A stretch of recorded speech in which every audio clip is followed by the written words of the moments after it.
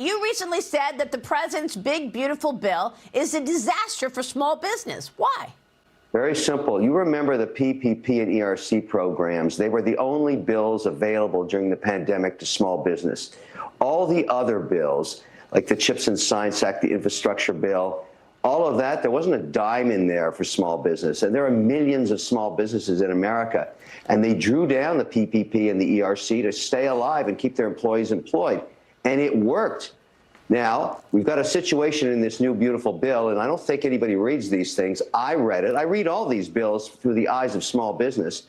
And I found a section in there that looks like a cut and paste that says the IRS will get extended powers to audit small businesses for up to 9 years that took the ERC. Now, that is going to cause chaos in valuations. If you have that hanging over your head, it almost seems unfair and un-American to do that to small business.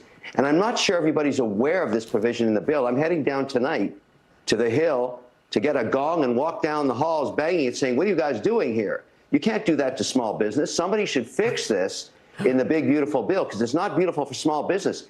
That's totally unfair, because if you're trying to do a deal or get financing or raise capital, and you know you've got that uncertainty for 9 years, that's going to cause chaos.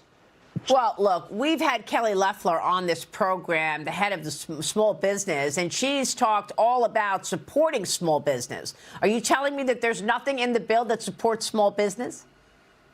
No, I'm telling you, Maria, there's a provision in here that hurts small business, and it really will be devastating to them. And I don't know how it got in there. It could have been a cut and paste from a previous bill.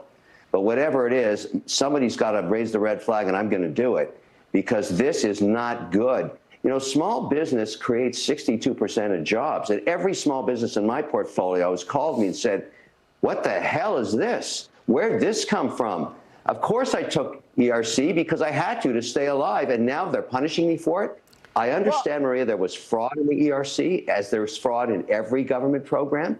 But to punish every small business in America this way makes absolutely no sense. And I'm very optimistic that this will get fixed before this big, beautiful bill passes. I don't think enough people know about this, and I thank you for bringing it up, because this is a huge problem.